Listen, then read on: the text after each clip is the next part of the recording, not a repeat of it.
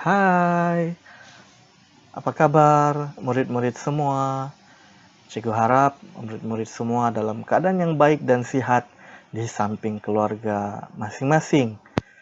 Hari ini cikgu akan mengajar tajuk kata bilangan. Cikgu akan mengajar tajuk kata bilangan. Dan mari kita masuk ke dalam pelajaran kita pada hari ini.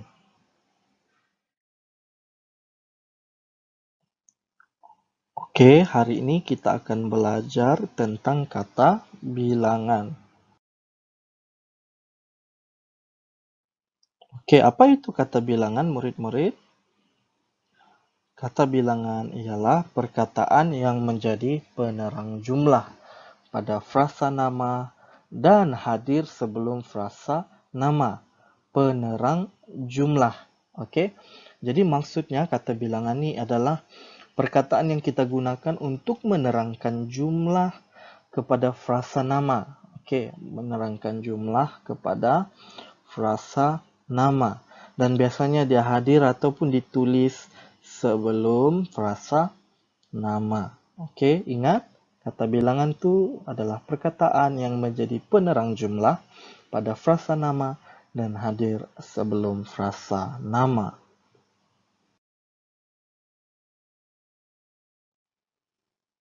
Oke, hari ini kita akan belajar dua jenis kata bilangan, yaitu kata bilangan tentu dan kata bilangan tak tentu.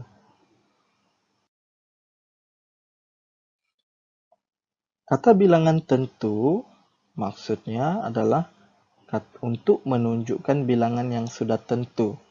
Untuk menunjukkan bilangan yang sudah tentu. Okey, maksudnya kita sudah tahu berapa bilangan sesuatu perkara ataupun sesuatu benda itu. Okey. Contohnya yang kita boleh gunakan ialah 1, 10, sejuta dan sebagainya. Okey. Kita boleh guna apa-apa jenis nombor, apa-apa nombor, tetapi yang perlu kita tahu bahawa jumlah itu memang sudah tentu, sudah ada jumlahnya. Kita sudah tahu apakah jumlah dan bilangannya. Dan yang kedua ialah kata bilangan tak tentu. Okey, apa itu kata bilangan tak tentu? Untuk menunjukkan bilangan yang tidak tentu. Okey, kita tidak tahu berapa jumlah sebenar kepada sesuatu perkara ataupun sesuatu benda itu. Jadi, perkataan yang kita boleh gunakan contohnya semua. Kita menyatakan bahawa semua, segala, seluruh, beberapa, banyak dan sebagainya. Dan banyak lagi perkataan yang kita boleh gunakan. Bagaimana kita menggunakan kata bilangan tentu dan tak? Di sini cikgu ada sediakan satu petikan. Petikan ni cikgu ambil daripada buku teks. Buku teks muka surat 91. Okey, muka surat 91. Murid-murid boleh rujuk bersama dengan cikgu di dalam penerangan ini. Okey, mari kita baca bersama Rumahku Mesra Alam. Pada setiap hujung minggu, Chun Han dan keluarganya bergotong royong mengemas rumah. Setiap, okey, kita lihat sini, setiap. Okey, setiap maksudnya semua orang. Setiap mereka, anggota keluarga itu adalah anggota keluarga Chun Han lah. Kalau kita lihat di sebelah sini ada bahagian jawapan. Setiap maksudnya mereka ada 4 orang. Jadi setiap mereka, setiap anggota keluarga mempunyai tugas. Seterusnya, Ayah Chun Han memasang tempat kosong keping bidai pada tingkap rumah. Okey, apa tu bidai? Boleh tanya ibu bapa ataupun mungkin boleh merujuk kamus. Okey.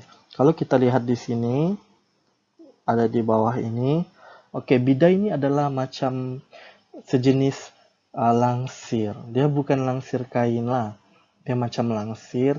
Kalau langsir biasanya kita akan buka tutup dia ke tepi, di bahagian tepi. Kita buka dia di tengah-tengah, kita buka begitu. Tapi untuk bidai ini dia macam kita boleh tarik tali dia, dia akan bergulung di sebelah atas. Jadi dia ke atas dan ke bawah lah. Alright. Dan biasanya bidai ini dibuat daripada kayu ataupun buluh. Biasanya kita lihat diperbuat daripada buluh. Oke, jadi di sini dia sudah ada bilangan dia itu 2. Jadi kita tulis jawapannya 2. Kita teruskan. Oleh sebab itu ada tanda koma di situ. Tempat kosong kawasan di dalam rumah tidak panas. Oke, kita lihat jawabannya. Sesuai untuk kita gunakan ini seluruh, semua kawasan rumahnya seluruh. Jadi kita tulis ini jawabannya ialah seluruh. Kita teruskan. Jadi penggunaan penyaman udara dapat dikurangkan. Murid-murid, kita boleh kurangkan penggunaan penyaman udara dengan menggunakan bidai. Seterusnya, Ibu Chun Han pula memberikan tempat kosong helai kain pengelap kepada kakak Chun Han. Okey, memberikan helai. Okey, jadi kita lihat bahagian jawapan ni kita ada nampak satu macam kain pengelap, gambar kain pengelap berbagai warna. Jadi jawapan yang diletak ialah 6. Jadi kita tahu ada 6 helai kain pengelap, jadi kita gunakan kata bilangan 6. Seterusnya, kain pengelap itu digunakan untuk mengelap habuk. Oleh sebab itu, mereka tidak perlu menggunakan tisu. Jangan guna tisu. Kenapa?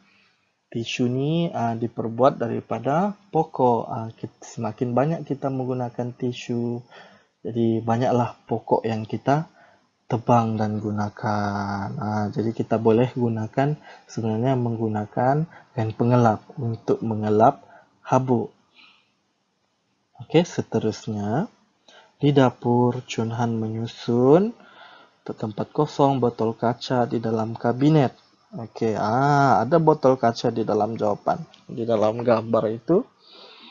Okey, jadi jawapan yang diletakkan ialah semua. Jadi kita tulis semua. Okey, betul. Botol kaca kita boleh gunakan semula. Okey, mungkin boleh gunakan untuk menyimpan air. Mungkin kalau kita ada bunga, kita boleh sebenarnya menanam bunga di dalam botol kaca. Kita teruskan. Botol-botol itu boleh digunakan semula untuk mengisi air kosong. Di bilik tidur pula, kakak Chun Han mengutip tempat kosong biji bateri lama. Ada di sini. Bateri lama. Dan dia gunakan beberapa. Jadi jawapan dia beberapa. Okey. Dia memasukkan bateri itu ke dalam kotak untuk dihantar ke pusat gitar semula. Bateri lama tidak boleh dibuang sesuka hati kerana sukar untuk dilupuskan. Betul lah murid-murid. Bateri ni dia mengandungi bahan kimia yang sangat berbahaya sekiranya tidak digunakan dengan baik. Apatah lagi setelah kita gunakan bateri, mungkin dia tidak lagi dapat menghidupkan jam kita di dinding ataupun alat permainan kita dan kita buang. Kita jangan buang, okey, di dalam tong sampah begitu sahaja. Kita perlu lupuskan dengan betul.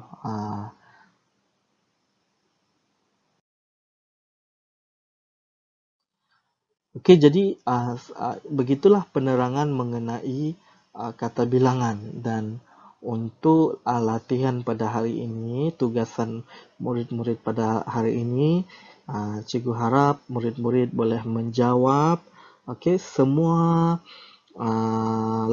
soalan yang sudah cikgu berikan melalui link yang diberikan. Okey, jangan lupa untuk menjawab soalan ini selewat-lewatnya sebelum hari Jumaat ini. Okey, dan jawapan murid-murid semua cikgu akan semak dan cikgu akan simpan markah markah yang diperoleh oleh setiap murid. Okey, sekian saja daripada cikgu. Terima kasih. Bagaimana dengan pengajaran kita sebentar tadi? Cikgu berharap murid-murid semua dapat memahami segala penerangan dan latihan yang cikgu sudah berikan sebentar tadi. Dan kita akan berjumpa lagi pada minggu hadapan, pada waktu yang sama dan hari yang sama. Bye!